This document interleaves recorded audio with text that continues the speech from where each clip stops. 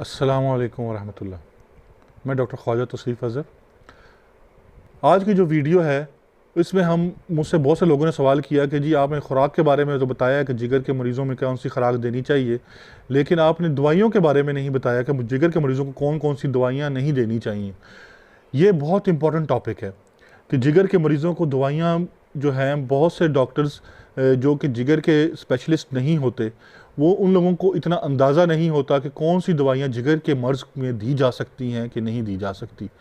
तो मैं आम आदमी को एजुकेट करना चाहता हूँ कि वो अपने दूसरे डॉक्टर के पास जब जाए तो उसे इतना ज़रूर पता हो कि मैं कौन सी मेडिसिन मैं डॉक्टर साहब को मना कर दूँ कि मेरी जिगर की बीमारी है, मुझे ये दवाई प्लीज़ आप देख के दीजिए कि इस जिगर में दी जा सकती है कि नहीं दी जा सकती।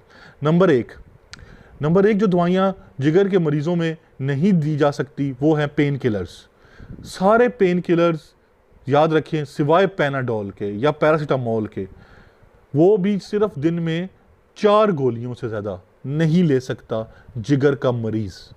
अगर लेना है कोई भी दवाई इसके अलावा लेनी है दर्द के लिए, आप अपने डॉक्टर से रजू करें। ये बात याद रखिए। पेन किलर्स इसके अलावा जितने भी आते हैं, डिक्लोफेनिक सोडियम आता है, मीफेनेमिक आता है, इब्यूप्रोफेन आता है, पॉन्स्टान आता है, जो भी पेन किलर्स आते हैं, प्लीज़ इस पैनाडोल या पैरासीटामोल के अलावा आप कोई भी पेन किलर नहीं लेंगे। अगर आपको वैसे किसी जोड़ में दर्द है स्पेसिफिकली, तो वहाँ पे आप मलहम लगा सकते हैं, या डीप हीट टाइप जैसे मलहम आती हैं, डिक्लोरान की जेल्स आती हैं, वो जेल लगा सकते हैं, उस एरिया को गर्म रख लें, या स्प्रे आते हैं, एनेस्थीसिक स्प्रे आते हैं, वो स्प्रे कर लें दर्द वाली जगह पे। लेकिन खाने में सिर्फ़ और सिर्फ पैनाडोल और इसके अलावा और कोई पेन किलर आप डॉक्टर के मशवरे के बगैर नहीं लेनी। दूसरी नंबर पे आ जाएं जी टीबी की दवाइयाँ। अब वो मरीज़ जिनको जिगर का मसला हो और साथ में टीबी हो, इनकी दवाइयाँ भी, जो टीबी की जो मेन दवाइयाँ हैं जिनमें पायराजीनामाइड, रिफेम्पिसिन, आइसोनाइज़िड यूज़ होती है, ये डॉक्टर्स को पता है कि जो मेन फर्स्ट लाइन ड्रग्स हैं जो मोस्टली दी जाती हैं, वो ड्रग्स बड़ी एहतियात से या नहीं देनी। जब भी आप डॉक्टर के पास जाएं, किसी डॉक्टर जो टीबी का स्पेशलिस्ट है, तो उसे ज़रूर बताएं कि मुझे जिगर का मसला है, क्योंकि जिगर के मसले में वो आपकी दवाई को चेंज करेगा टीबी की, क्योंकि उसमें डिफरेंट किस्म की दवाई दी जाती है। तीसरी चीज़ एंटीबायोटिक। अगर आपको कोई इन्फेक्शन हो गया है गले का, फेफड़ों का, कहीं भी, तो लाजमी आप अपने डॉक्टर को बताएं कि जी मुझे जिगर का मसला है, क्योंकि कई एंटीबायोटिक जैसे एरिथ्रोसिन आम यूज़ होती है, एरिथ्रोमाइसिन, ये नहीं दी जा सकती जिगर के मरीज़ में। क्लोरमफेनिकोल है, टेट्रासाइक्लिन्स हैं, बड़ी कॉमनली यूज़ होती हैं, ये दवाइयाँ नहीं दी जा सकती। तो प्लीज़ अपने डॉक्टर को ज़रूर बताएं कि मुझे ये मसला है, मुझे ये एंटीबायोटिक आप प्लीज़ केयरफुली होके दें। चौथी चीज़, एक बंदा है जिसको जिगर का मसला है और साथ में मिर्गी का मसला है, तो मिर्गी की जो मेन 3 दवाइयाँ हैं, कार्बामेज़ेपिन, फेनाटाइन और सोडियम वेलप्रोएट, ये तीनों जिगर के मसले में बड़ी एहतियात से देनी पड़ती हैं। तो प्लीज़ अपने दिमाग के डॉक्टर को, जो मिर्गी का डॉक्टर आपको फॉलो कर रहा है, उसे ज़रूर बताएं कि मुझे जिगर का मसला है, ताकि वो इसके अलावा और टोपिरामेट और लेमोट्रिजीन वगैरह लेटेस्ट ड्रग्स हैं जो कि दी जा सकती हैं जिगर में, वो आपको उनमें वो ड्रग्स दे, ना कि ये वाली ड्रग्स दे।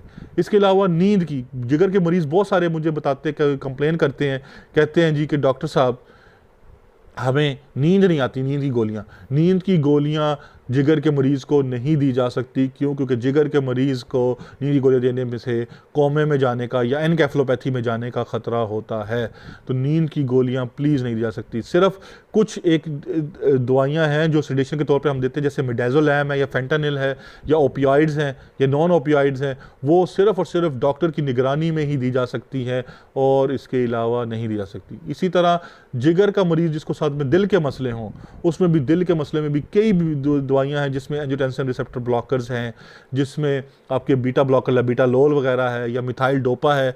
ये वो दवाइयाँ हैं जो जिगर के मरीज़ को बड़ी कॉशियसली देनी चाहिए।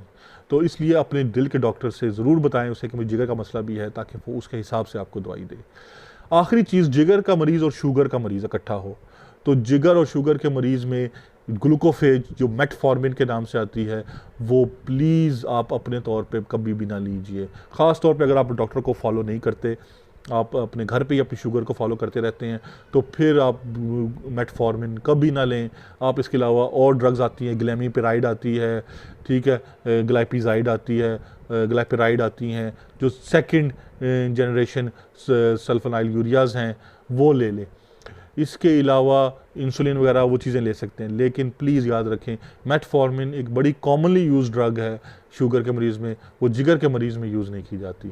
तो ये मेन ड्रग्स थी, जो कि इसके अलावा और भी बहुत सी हैं, लेकिन मैं क्योंकि वो आपको समझ नहीं आएंगी आम बंदे के लेवल की, वो डॉक्टर के लेवल पे जो इसके अलावा कोई भी बीमारी आपको हो, गुर्दे का मसले हों या और मसले मसाइल हों, उसमें ज़रूर आप अपने डॉक्टर से रजू ज़रूर करें साथ में कि मुझे जिगर का मसला भी है, गुर्दे का मसला भी है, ताकि वो उसके हिसाब से आपको ड्रग्स दें। तो ये प्लीज़ अपने डॉक्टर को जब भी आप बताएं जिगर के मरीज़ अपने जिगर की बीमारी के मुतल्लिक ज़रूर बताएं।